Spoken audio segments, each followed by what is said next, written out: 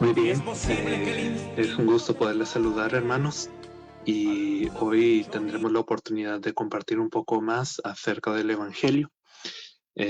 Soy Mu, un pastor misionero de Corea del Sur, y hoy me gustaría compartir una reflexión, una prédica, con el título El plan original de Dios para el hombre. Y el verso o el pasaje, perdón, con que me gustaría empezar primeramente es Génesis capítulo 1, versículo 26 al 28. Génesis capítulo 1 del versículo 26 al 28 dice: Entonces dijo Dios, hagamos al hombre a nuestra imagen, conforme a nuestra semejanza, y tenga potestad sobre los peces del mar, las aves de los cielos y las bestias, sobre toda la tierra y sobre todo animal que se arrastra sobre la tierra. Y creó Dios al hombre a su imagen, la imagen de Dios lo creó, varón y hembra los creó. Los bendijo Dios y les dijo: fructificad y multiplicaos, llenad la tierra y sometedla o sojuzgadla. Ejerced potestad sobre los peces del mar, sobre las aves de los cielos y todas las bestias que se mueven sobre la tierra. Amén. Aquí nosotros vemos cómo es que Dios tuvo su inicio con el ser humano, o más bien dicho, cómo el hombre tuvo el inicio con Dios. Nosotros hoy tenemos una percepción muy diferente de lo que Dios tiene. Y creo que este es uno de los grandes problemas que existe dentro de la humanidad. Percibimos que Dios es un Dios que simplemente es una herramienta, o Dios quizás simplemente es un ser ahí en el cielo que es indiferente a nosotros. Pero no es así. La Biblia nos dice que cuando Dios creó todas las cosas, ya el hombre estaba dentro del plan de Dios. La Biblia nos dice que el Cordero fue inmolado antes de la fundación del mundo por nosotros. Es decir, Dios considera al hombre tan importante que Dios decide que es correcto que antes de que el hombre fuera creado, antes de que el hombre fallase, el Cristo determinó, ¿verdad? Porque Él es Dios Hijo. Él determinó: yo voy a morir por el hombre antes de que pase todo. Así que realmente Dios consideró al hombre de una forma muy especial. Dios no es indiferente. Dios no es alguien que desea que el hombre simplemente sufra y que después no le importa al hombre. No, Dios es un Dios que se interesa en el hombre, pero lo hace de una forma muy particular. En el verso 26, Génesis 1:26, nuevamente dice: entonces dijo Dios, hagamos al hombre a nuestra imagen, conforme a nuestra semejanza. Aquí nosotros vemos que el Dios Trino, él considera la creación del hombre de una forma importante, hasta tal punto de tener un diálogo entre sí. Es hasta un punto en donde Dios Trino considera que es correcto que el hombre sea hecho según la semejanza y la imagen de Dios. Por eso el verso 27 nos dice: y creó Dios al hombre a su imagen, a imagen de Dios lo creó, varón y hembra los creó. Y ciertamente aquí vale la pena hacer la pregunta: ¿qué quiere decir que el hombre sea hecho a imagen de Dios? Esta es una pregunta importante, no porque sea un detalle teológico, sino porque realmente refleja el plan de Dios para nosotros. Si nosotros entendemos el plan de Dios para nosotros originalmente, entonces podemos entender qué es lo que falló y qué es lo que el Cristo vino a restaurar. Hoy parece que en la iglesia la gente busca bendiciones solamente, o busca simplemente estar dentro de una comunidad, o quizás busca una rutina, quizás busca una sanidad, muchas otras razones. Y pareciera que no escuchamos bien lo que Dios nos quiere decir.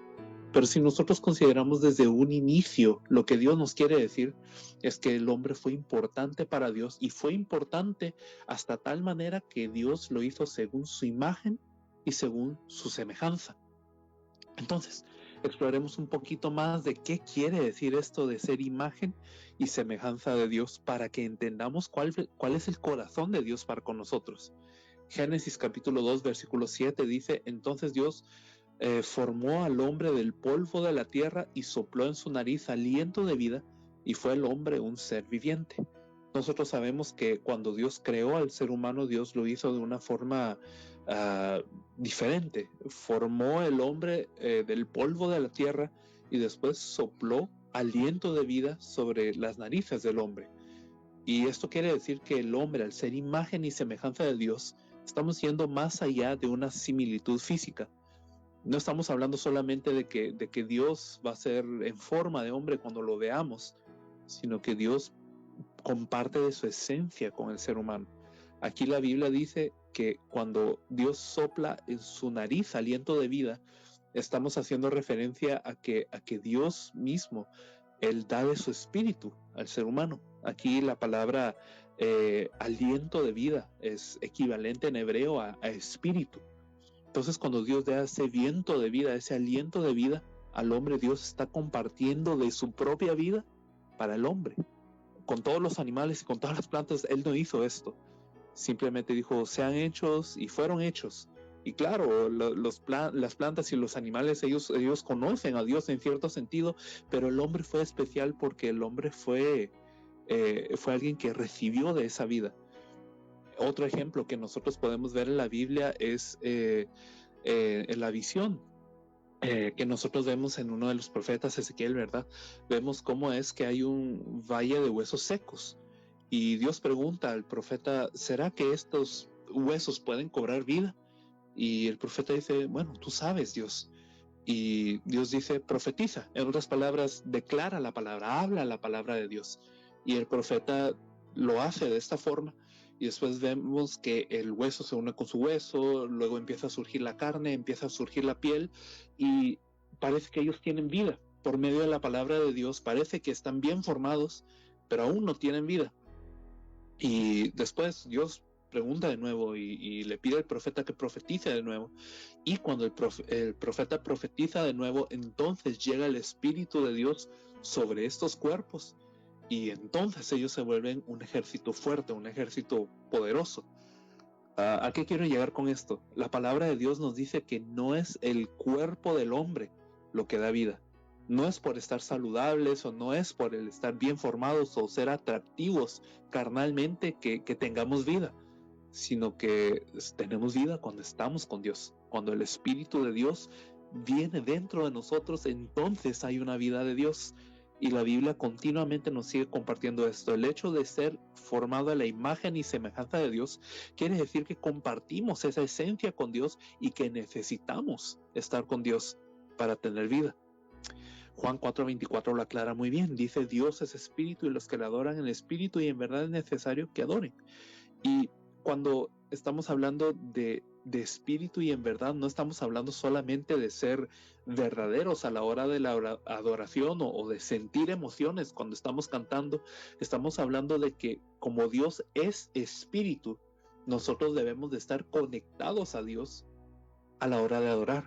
No necesariamente sentir una emoción, no necesariamente llorar durante la alabanza. Claro que si Dios lo genera en uno, pues qué bueno, pero más allá de eso quiere decir que si nosotros conocemos a ese Dios que es espíritu, entendemos de que el hombre es más allá de la carne, es más allá de sus condiciones terrenales y físicas. El hombre es espiritual y fue creado para estar feliz cuando está con Dios. Vamos a hablar un poco más de esto en adelante, pero sigamos explorando un poco más de este tema, de qué quiere decir ser imagen y semejanza de Dios. El Salmo capítulo 8, el versículo 4 al 8 dice, digo, ¿qué es el hombre para que tengas de él memoria? Y el hijo del hombre para que lo visites. Te has hecho poco menor que los ángeles y lo coronaste de gloria y de honra. Lo hiciste señorear sobre las obras de tus manos, todo lo pusiste debajo de sus pies, ovejas y bueyes, todo ello, y asimismo las bestias del campo, las aves del cielo y los peces del mar, todo cuanto pasa por los senderos del mar. Aquí nosotros vemos un salmo de David, y David en su salmo habla de una forma profunda del hombre. Y él primeramente pregunta, ¿qué es el hombre para que tengas de él memoria? Y el hijo del hombre para que lo visites. Y la pregunta pareciera ser como diciendo, bueno, el hombre no es nada, Dios. El hombre no es valioso, el hombre ciertamente es corrupto. ¿Qué es el hombre para que tú te acuerdes de él? Somos poco para que tú te acuerdes de nosotros. Pero el Salmo prosigue y dice, lo has hecho poco menor que los ángeles. Y esta expresión es interesante porque en el hebreo original esta palabra ángeles es Elohim, que quiere decir seres espirituales o quizás de una forma un poco más profunda, quiere decir Dios. le has hecho poco menor que Dios. El hombre es creado en una situación en donde es poco menor que Dios. Y yo sé que suena blasfemo, sé que suena como hasta muy exagerado, pero sí fue hecho el hombre a imagen y semejanza de Dios. Y podemos comprobar que el significado es en este versículo, porque hay una referencia en Hebreos que habla acerca del Cristo. Y dice que este versículo, vamos a hablar más de esto un poco más adelante, pero este versículo se refiere no solamente al hombre original, Adán, sino se refiere al Cristo. Y dice que el Cristo, David habla proféticamente acerca del Cristo y dice que el Cristo ha sido hecho poco menor que los ángeles. Y si esta palabra significara ángeles, realmente no tiene sentido, porque Cristo es mayor que los ángeles. Entonces, aquí el verso original realmente lo que quiere decir es Dios. Y ciertamente Cristo es Dios, ¿verdad? No es menor a Dios, sino es Dios mismo. Pero aquí el punto es de que el Cristo ha sido creado, así como el hombre original fue creado, de una manera semejante. Cristo no fue creado, Él es Dios, ¿verdad? Pero el hombre original sí fue creado. El hombre original fue creado a la imagen de Dios, fue creado poco menor que Dios. Y aquí dice, lo coronaste de gloria y de honra. El hombre fue coronado de una manera en donde fue honrado. Y pasemos un poco a lo que quiere decir el hecho de ser alguien que sea coronado de gloria y honra. Aquí, si nosotros vemos los pasajes anteriores, vemos que Dios colocó al hombre para tener dominio sobre todas las cosas. Y lo hemos dicho 2 veces hasta el punto de hoy. Dice en Génesis 1:28, dice que Dios le dice, llenad la tierra y sojuzgadla, ejerced potestad sobre los peces del mar, las aves de los cielos y todas las bestias que se mueven sobre la tierra. De nuevo aquí en el Salmo capítulo 8, lo hiciste señorear sobre las obras de tus manos, todo lo pusiste debajo de sus pies, ovejas y bueyes, todo ello, y asimismo las bestias del campo. Aquí nosotros vemos cómo el plan de Dios tiene que ver con que el hombre sojuzgue la creación o tenga dominio sobre la creación. Y Dios es el dueño de todas las cosas. Nosotros lo sabemos que Dios es el dueño de los campos, de los valles, de los montes, sabemos que Él es el dueño del oro y la plata, como generalmente se habla en las iglesias, ¿verdad? O sea, sabemos que Él es el dueño de todo el mundo, pero Él es el dueño de todo el mundo y Él quiso entregar este mundo o quiso darle la mayordomía de estas cosas al ser humano. Cuando hablamos de mayordomía, estamos hablando de una función en donde el mayordomo no es el dueño de todas las cosas, sin embargo, administra todas las cosas en nombre de su Señor. Entonces es un administrador, eso es lo que es un mayordomo. Y podríamos decir que el hombre fue colocado en esta tierra como mayordomo de todas las cosas. Y quiere decir que el hombre tenía ese dominio sobre las cosas de la tierra. El plan original de Dios para el hombre fue así. No fue que el hombre fuera dominado por las cosas de la tierra, no fue que el hombre fuera en búsqueda de cosas de la tierra o que las cosas de la tierra presionaran su vida, sino que el hombre tuviera dominio sobre todas estas cosas que son de Dios. En pocas palabras, Dios le dio todo en la tierra al ser humano. Y nosotros también sabemos que el hecho de ser mayordomo quiere decir no solamente el hecho de ser un administrador, sino quiere decir que el hombre es representante de Dios sobre esta tierra. Nosotros sabemos que Dios le dice a Adán que él tiene ahora la labor de ponerle nombre a todos los animales de la tierra. Y quizás nosotros nos hallemos así como confusos en qué quiere decir eso, porque ponerle nombre a alguien es difícil. No sé si alguno que está escuchando esta emisión tendrá hijos o tendrá hijas, pero ponerle nombre a un hijo o una hija es difícil, porque requiere de mucho pensamiento, no es algo simple. Y hay personas que pasan por muchos nombres y no consiguen ponerle un nombre. Imagínense hoy que tenemos una opción de una lista de nombres que podemos elegir. Imagínense en aquel entonces que no había nombres, ¿verdad? Adán se tenía que inventar cada uno de los nombres, cada uno de los significados. Entonces, ¿será que Dios le dio esta tarea a Adán porque Dios era perezoso o porque simplemente se lo delegó a Adán? No es ese el significado original. Nosotros vemos en la Biblia que hay ocasiones en donde se le da un nombre nuevo a ciertas personas. Por ejemplo, Abraham a Abraham. O nosotros vemos Jacob que luego es llamado Israel, o nosotros vemos a Simón, que luego se le coloca el nombre Pedro, o Saulo, que luego viene a ser conocido como Pablo, ¿verdad? Entonces vemos muchas ocasiones en la Biblia en donde cambia el nombre de alguna persona. ¿Y por qué eso es importante? Es porque este cambio de nombre quiere decir que ahora hubo un cambio de pertenencia, es decir, hay un nuevo dueño sobre esta persona. Entonces, el que alguien le coloque el nombre a otra criatura, a otro ser, quiere decir que este alguien ahora tiene un dominio sobre esta persona, que ahora es dueño de esta persona.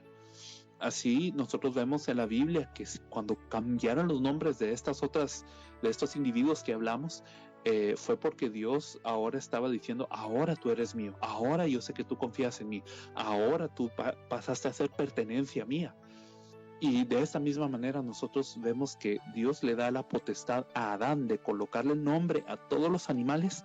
Por eso le está diciendo, tú ahora puedes dominar la tierra siendo mi mayordomo, me puede representar en toda la tierra. Es decir, cuando Dios le da esta tarea de ponerle nombre a todos los animales, no es porque Dios sea perezoso, es porque le está dando el privilegio al hombre de representar a Dios en la tierra. Ciertamente nosotros vemos cómo es que en la antigüedad había reyes, ¿verdad? Y se erigían, de estos reyes se erigían estatuas en la antigüedad para que cierta provincia o cierto lugar que era dominado por este rey supiera, nuestro emperador o nuestro rey es tal persona. Y entonces se rendía culto a estas estatuas como si fuera el emperador, como si fuera el rey.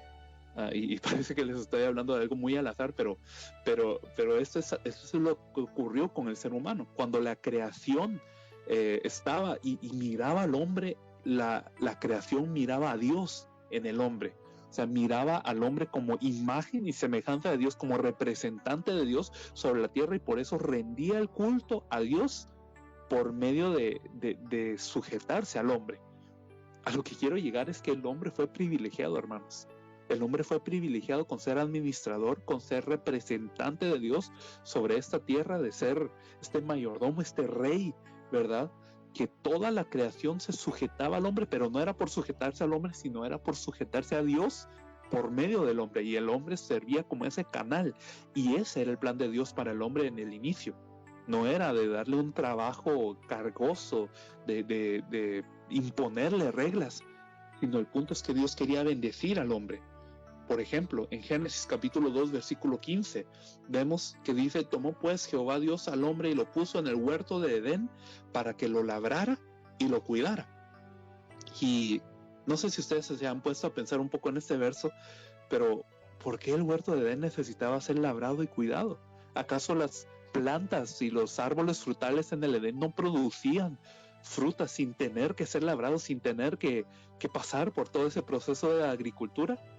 Claro que sí, el huerto de Edén, que Edén quiere decir delicia, ¿verdad? O un placer, un gozo muy grande. Entonces, esto es lo que Dios le dio al hombre, le dio un huerto que producía sin que el hombre tuviera que trabajar, pero Dios en este versículo dice, Dios colocó al hombre en el huerto de Edén para que lo labrara y lo cuidara. ¿Y qué quiere decir esto? Quiere decir que había un trabajo de mayordomía que el hombre tenía que hacer, pero no era un trabajo gravoso, no era un trabajo en donde ya me quiero ir a casa porque no aguanto. No, era un trabajo que realmente era de bendición para el hombre. Así que Dios sí colocó al hombre para trabajar, pero no en un trabajo gravoso, sino en un trabajo que era agradable, en un trabajo que era honra. Así que si nosotros pasamos a otro significado más profundo de ser hecho semejanza e imagen de Dios, nosotros vemos en Génesis 5:3 que dice, vivió Adán 130 años y engendró un hijo a su semejanza, conforme a su imagen, y le puso por nombre Set. Aquí nosotros vemos que Adán tiene un hijo, Set, y vemos que las palabras que son usadas acá son las mismas que Dios usa, imagen y semejanza. Entonces, así como Adán tuvo a Set, que fue su imagen y semejanza, así también Dios, cuando nos creó según su imagen y semejanza. Quiere decir que más allá de una similitud física, lo que Dios está implicando con crear al hombre fue que lo creó como hijo de Dios. Y ciertamente esto es algo que merece mucho que lo pensemos. Porque, hermanos, pareciera que nosotros simplemente somos una criatura más. Pareciera que somos como los animales, como las plantas, que son así un poquito de polvo que fue hecho y que no hay más allá de eso. Pero a este poquito de polvo de que nosotros somos, Dios dijo: tú eres mi hijo. Yo te he decidido poner por imagen y por semejanza. Entonces aquí nosotros vemos que Dios realmente hizo algo grande. Nos llamó hijos, hermanos. O sea, el hecho de ser imagen y semejanza quiere decir que Dios nos llama hijos. También Colosenses capítulo 1, versículo 15, dice: Cristo es la imagen del Dios invisible, el primogénito de toda la creación. Aquí en Colosenses está dándonos también más un punto acerca de qué quiere decir el hecho de ser imagen y semejanza de Dios. Quiere decir que así como el Cristo es la imagen del Dios invisible, en otras palabras, nosotros no podemos ver a Dios, Dios es un Dios invisible, pero el Cristo nos hace ver a ese Dios. De esta misma manera el hombre en su etapa original era imagen y semejanza de Dios y era semejante a Cristo en cierto sentido. Y yo sé que suena blasfemo, sé que suena más allá de lo que nosotros normalmente pensamos de nosotros mismos. Pero el hombre original era así, el hombre original era semejante a Cristo. Así Pablo compara, ¿verdad? Que hay un primer Adán y dice que hay un postrer Adán, y el postrer Adán es Cristo. Entonces, aquí Pablo está comparando a Adán y a Cristo en una manera semejante. O sea, el hombre era grande, y no lo quiero decir para que nosotros nos gloriemos o para que nosotros pensemos: sí, yo puedo hacer todas las cosas. No, estamos diciendo que el plan de Dios para el hombre fue tan grande, fue tan amoroso, que Dios colocó dentro del hombre toda esta bendición. Nosotros vemos que el hombre fue hecho a imagen y semejanza de Dios, que quiere decir que el hombre fue hecho como un ser espiritual diferente al resto de los animales y de las plantas. Dios quería tener una relación con nosotros. Dios quería colocarnos como mayordomos, que quiere decir así como administradores y representantes de Dios aquí en la tierra. Dios quería ponernos como hijos. Dios nos ve como hijos, más que como una criatura, y nos hizo semejantes al Cristo. Son algunas de las cosas que podemos entender que Dios tenía como plan para el hombre en un inicio. Y no solamente esto, sino que también en Génesis capítulo 1, versículo 28, nuevamente dice: y los bendijo Dios y les dijo: fructificad y multiplicaos, llenad la tierra y sojuzgadla. ¿Por qué Dios le dice al hombre: fructificad y multiplicaos? ¿Por qué Dios quiere una tierra llena de gente? Si ya vemos tantos, ¿por qué Dios quiere que el hombre se multiplique y que llene toda la faz de la tierra? Esto es porque Dios creó al hombre originalmente como imagen y semejanza de Dios. Y esto quiere decir que el hombre irradia la gloria de Dios. La Biblia nos dice en Habacuc capítulo 2 versículo 14, Habacuc 2:14, porque la tierra se llenará del conocimiento de la gloria de Jehová, como las aguas cubren el mar. Entonces aquí la Biblia nos dice que el plan de Dios y el deseo de Dios es que la tierra se llene de la gloria de Dios, o del conocimiento de la gloria de Jehová. Dice acá en mi versión: como las aguas cubre la mar. Es decir, Dios desea que la tierra sea llena de su gloria, y el hombre fue elegido para ser vehículo de eso. Quiere decir que Dios podría de alguna manera haberse presentado glorioso y radiante en toda la tierra, y lo podía haber hecho así, pero no. Dios decidió que el hombre tuviera el privilegio de ser, si lo podemos poner así, la linterna dentro de quien está la luz de Dios. Y no es la linterna que alumbra, sino la luz dentro de ella. Pero aún así nosotros le decimos, o sea, honramos la linterna, o decimos: bueno, la linterna es la que alumbra, por dar un ejemplo, ¿no? Entonces, el punto acá es que Dios decidió que el hombre fuera el vehículo de ese plan de Dios. Dios desea que el hombre pueda representar a Dios sobre toda la tierra. Y para eso nos creó. Por eso es que tan comúnmente nosotros hoy en la iglesia decimos que el hombre fue creado para gloria y honra de Dios.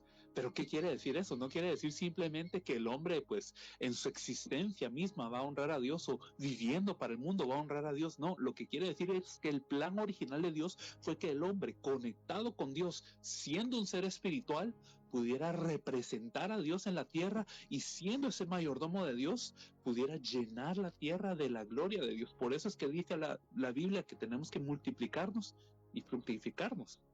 O sea, el hombre fue creado como un ser bendecido, hermanos.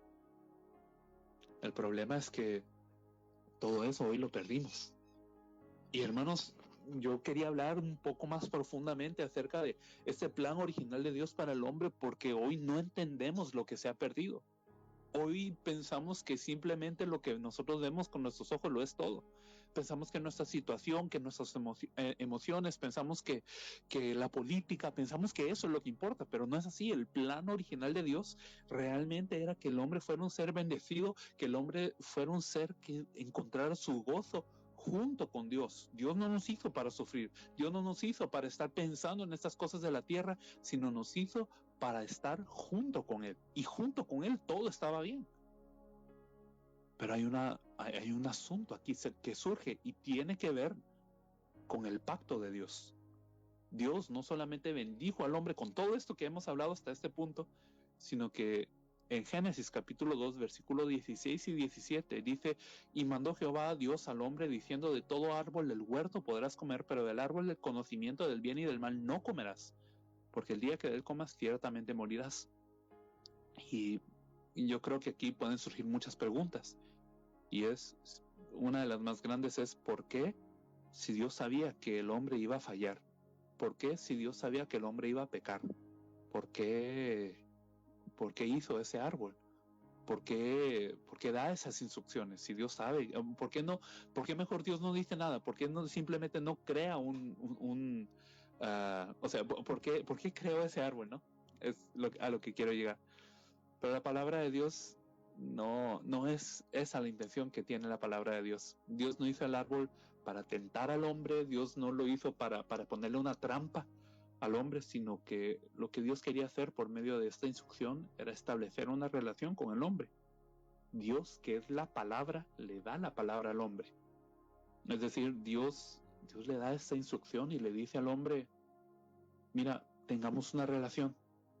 Tú puedes comer de todo árbol del huerto, pero de este árbol, del conocimiento del bien y del mal, no comerás. En otras palabras, Dios le está diciendo: tú tienes todo, yo te lo entregué todo. Y hemos hablado de las bendiciones que Dios le dio al hombre. Dios le entregó todo al hombre, pero le dijo: mira, yo te doy una palabra para que tú puedas reconocer que yo soy Dios. Y guardando esta palabra, tú puedes reconocer que yo soy Dios. La forma más fácil, tú tienes literalmente todo en el huerto. Solamente este árbol del conocimiento del bien y del mal, no comas de él. Y ya. Y si tú respetas mi palabra, entonces yo sé que tú estás respetándome. Yo sé que tú quieres una relación conmigo. Yo sé que mi palabra no ha llegado en vano para ti.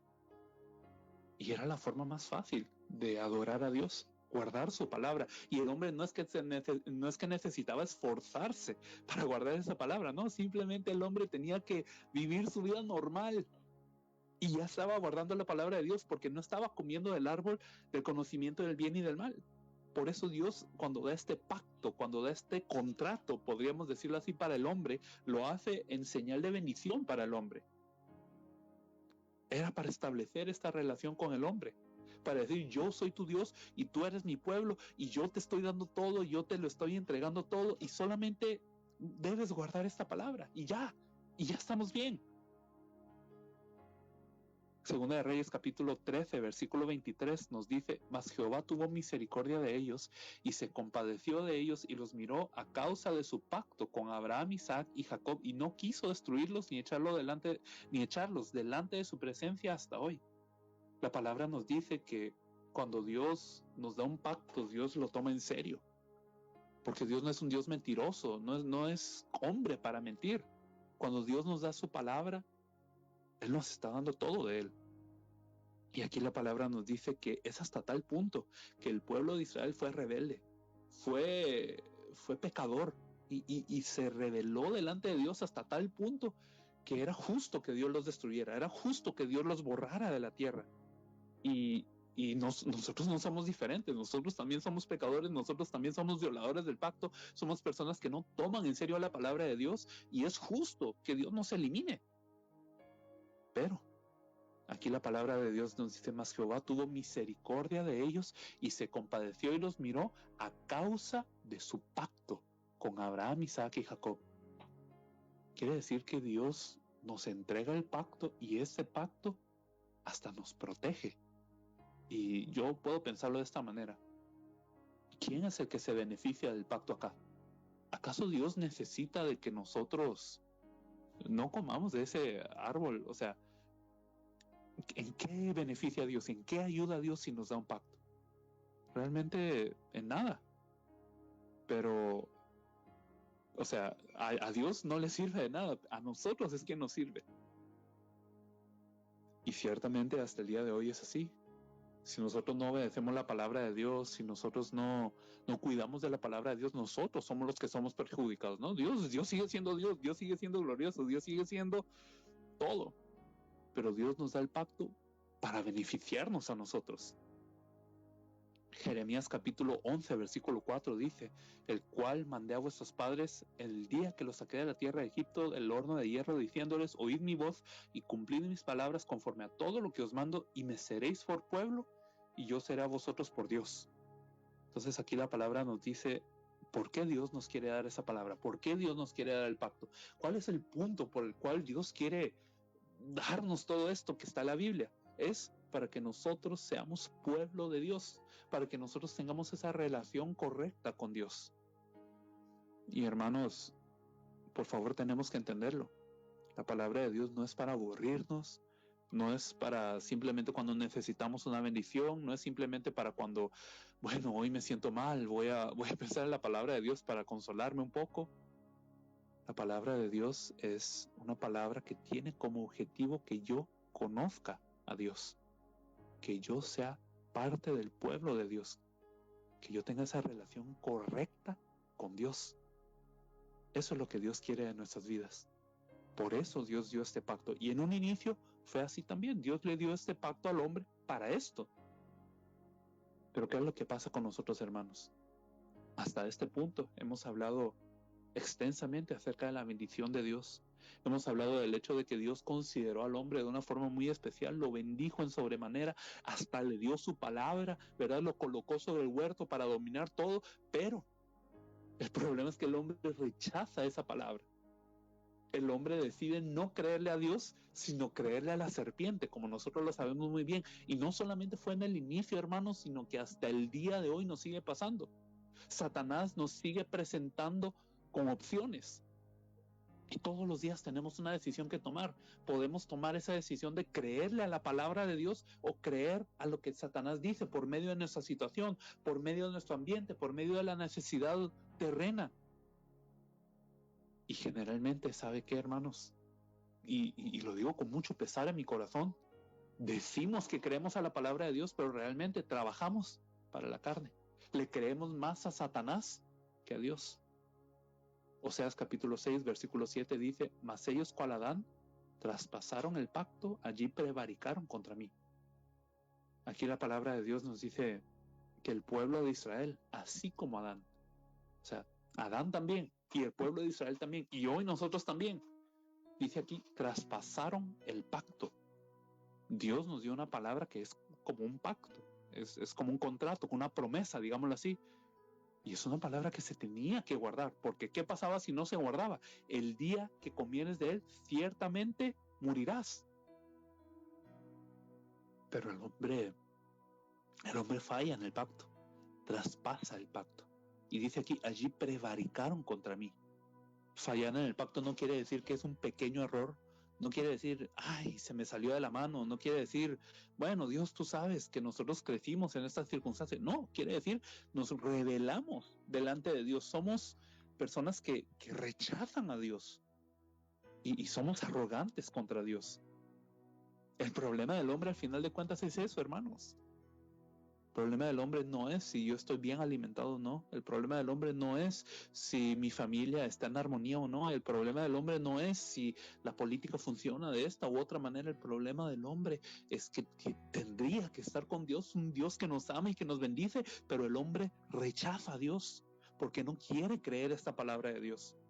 Desde un inicio fue así. Adán y la mujer también decidieron creerle a la serpiente más que a Dios. Y hoy nosotros estamos tomando esa misma decisión de creerle más a Satanás que a la palabra de Dios. No le tomamos importancia a la palabra de Dios. Y la consecuencia es, en Romanos capítulo 5, versículo 19, dice, porque así como por la desobediencia de un hombre los muchos fueron constituidos pecadores, así también por la desobediencia de uno los muchos serán constituidos justos. Aquí la palabra nos dice que la desobediencia de un hombre causa que seamos constituidos pecadores. Adán desobedeció y esa desobediencia es el pecado. Hermanos, pecado no solamente es que matemos a alguien o que robemos o que digamos una mala palabra o que nos peleemos con alguien. Pecado es ignorar la palabra de Dios. Pecado es rechazar a Dios. Y como vemos y como lo dijimos ahora, todos nosotros lo hacemos de esta forma. Rechazamos a Dios. Pero esto produce muerte. El pecado es muerte, hermanos. Yo sé que muchas veces nos da sueño cuando oímos la palabra de Dios. Pareciera que es curioso, ¿no? Porque la palabra de Dios nos tendría que dar vida. La palabra de Dios tendría que enamorarnos de Dios, tendría que hacernos dejar las cosas del mundo. Pero hoy pareciera que hasta a los pastores les da sueño cuando oyen la palabra de Dios. Y no quieren oír la palabra de Dios. Torcemos la palabra de Dios para nuestros intereses. Y no solamente pasa con los pastores, pasa con cada persona en la iglesia. Hermanos, tenemos que despertar a una verdad. Nuestro cuerpo y nuestro ser es un ser lleno de pecado. La Biblia nos dice en Jeremías que así como el etíope no puede cambiar de piel, así nosotros somos acostumbrados al pecado. Quiere decir una persona que ya es de tez oscura, no sé, haga lo que haga, no cambia de color de piel. Y así nosotros somos con el pecado, dice la Biblia. Seguimos rechazando a Dios, seguimos pensando que estamos bien, pero no, la Biblia nos llama a un arrepentimiento, nos dice, date cuenta de lo que se ha perdido, date cuenta de que todo aquello que Dios dio al hombre, que fue en bendición, eso se ha perdido hoy. Y no es el plan de Dios que permanezca así. El plan de Dios es restaurar al hombre, pero el hombre se tiene que dar cuenta de que esto se ha perdido, de que hay un pecado en nuestras vidas, de que hemos rechazado a Dios y de que Satanás nos continúa atacando de esta manera. Y no es una teoría, no simplemente es una teología, no, esto es verdad, hermanos. Es que el hombre se enfrenta a un problema que él mismo no puede vencer. Pero en ese versículo no solamente habla acerca de la desobediencia de un hombre, sino también dice que por la obediencia de uno, los muchos serán constituidos justos. Este versículo nos habla acerca de uno que vino y obedeció perfectamente. Y este que obedeció perfectamente, este es el que nos puede dar vida. Génesis capítulo 3, versículo 15, justo después de que el hombre cae, Dios sigue dando una solución y dice Génesis 3:15, y pondré enemistad entre ti y la mujer y entre tu simiente y la simiente suya, esta te herirá en la cabeza y tú le herirás en el calcañar. Quiere decir que va a nacer alguien de la semilla de la mujer, va a ser semilla de mujer o va a nacer alguien de la mujer y este le va a quebrar la cabeza a la serpiente. Y sabemos que este es el Cristo que fue prometido en todo el Antiguo Testamento y que ese Cristo no solamente vino a esta tierra ya, no solamente cumplió todas las profecías ya, él dio amplia evidencia de que Él es esa respuesta de Dios, sino que en la cruz y en la resurrección Él resolvió este problema, hermanos, porque allá en la cruz, como nosotros lo sabemos, Él derramó su sangre por cada uno de nuestros pecados. Todo aquel error que nosotros seguimos cometiendo, Jesús dijo, yo voy a tomar el castigo por ese error y yo lo voy a pagar, yo voy a sufrir por eso en la cruz. Él derrotó a Satanás, derrotó todas las tinieblas sobre la cruz y Él Él mismo se manifiesta a nosotros hoy. Él sigue intercediendo por nosotros para que la ira de Dios no caiga sobre nosotros, sino que nosotros seamos aceptos delante del Padre. La Biblia nos dice que todo aquello que fue perdido es restaurado en Cristo. Porque ese Cristo, hermanos, Él es Dios en la carne, Él es Dios cumpliendo la parte de la promesa que nosotros no podíamos cumplir. El amor de Dios fue tan grande, hermanos, que Dios no nos dejó en esa muerte, porque legalmente, según el pacto, merecíamos muerte, merecíamos estar muertos por la eternidad, separados de Dios. Pero Dios nos amó tanto, hermanos, que Él no lo dejó así, nos dio un pacto nuevo. Y nos dijo dentro de ese pacto nuevo que iba a ser el Cristo que viniese y que ejecutase la obra perfecta. Y Él lo hizo, ya Dios lo cumplió, ese pacto fue cumplido ya. ¿Qué resta? Tenemos que recibirlo, tenemos que creerlo. No, hermanos, pero yo ya recibí a Cristo hace 20 años. No le estoy hablando de eso, no le estoy hablando de hacer una oración y repetir algunas frases conmigo. No, le estoy hablando acerca del hecho de que hoy usted, dentro de su espíritu y dentro de su corazón, usted reciba esa buena noticia de Dios, que aunque usted y yo éramos pecadores, éramos muertos, Dios vino y depositó al Cristo en nosotros.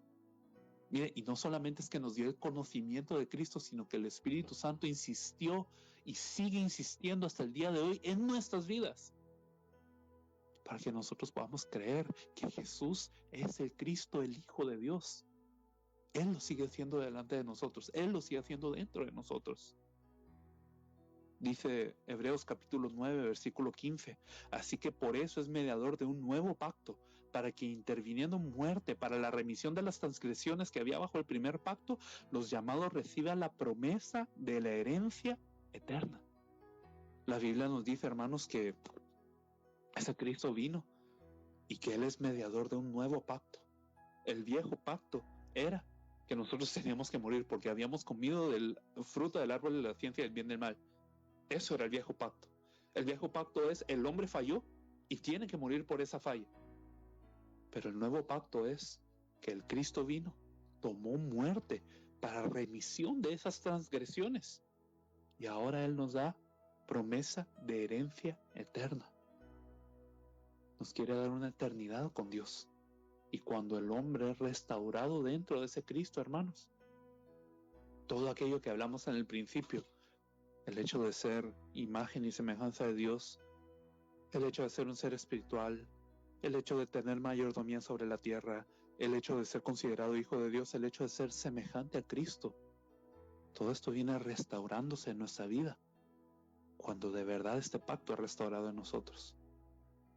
Cuando hablamos de que tenemos que creer que Jesús es el Cristo, hermanos, no estamos hablando solamente de que usted tiene que ir a la iglesia, o de que usted tiene que leer más la Biblia, o tiene que orar más. Y mire, vaya más a la iglesia, por favor, lea más la Biblia, por favor, sí, ore más, por favor, evangelice más, claro que sí, no le estoy diciendo que no, pero le estoy diciendo que antes de que esas acciones sean restauradas, simultáneamente y antes de eso, tiene que ser restaurado el pacto dentro de nosotros. Tenemos que conocer al Cristo profundamente, de lo contrario simplemente viviremos una vida religiosa.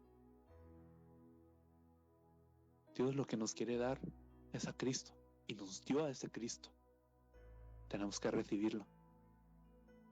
Y nuevamente hablándoles, y ya para llegar a la conclusión, el plan de Dios para el hombre no ha cambiado.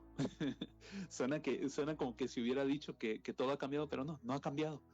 Porque el plan de Dios ahora para con nosotros que creemos que Jesús es el Cristo, es un plan de restauración, claro que sí, pero también es un plan que continúa. Dios quiere todavía llenar la tierra de la gloria de Jehová. Dios quiere todavía que todas las personas le conozcan. Y para eso nos quiere usar a nosotros. Así como a Adán y a Eva les fue dado un pacto de que por medio de ellos toda la tierra sería llena de la gloria de Jehová, también así para con nosotros. Hoy, si usted ha creído que Jesús es el Cristo, Dios quiere usar su vida para que otras personas también tengan el testimonio de Cristo, para que otras personas también se den cuenta de su pecado, que se den cuenta que están rebeldes delante de Dios, que se den cuenta de que Satanás domina sus vidas y también que se den cuenta que el Cristo ha venido para morir por todos nosotros, que el Cristo ya, como verdadero rey, sacerdote y profeta, hizo su obra. Dios quiere que las personas se den cuenta de esto, que hay respuesta a la cruz y la resurrección, y quiere usar su vida y la mía para poder hacer eso, hermanos. La Biblia dice que nadie enciende una lámpara para ponerla debajo de la mesa. Y estas palabras son palabras serias. Dios quiere seguir usando su vida para alumbrar a otros. Pero para que esto pase, usted se tiene que dar cuenta de lo que realmente ha recibido. Así que, hermanos, yo les animo a poder meditar en estas palabras. Realmente hoy la humanidad ha perdido tanto. Pero el plan de Dios, repito, no es hacernos sufrir. No es que vivamos una vida para las cosas de la tierra y ya. El plan de Dios es que regresemos a Él. El plan de Dios original era que disfrutemos de todas las bendiciones, pero las bendiciones aquí no son el punto. El punto es que todo esto proviene de estar con Dios. Y estar con Dios es lo más importante. Y solo hay un camino para estar con Dios. No hay otro camino, hermanos. Él dijo, yo soy el camino, la verdad y la vida. Nadie viene al Padre sino por mí. El Cristo es ese camino.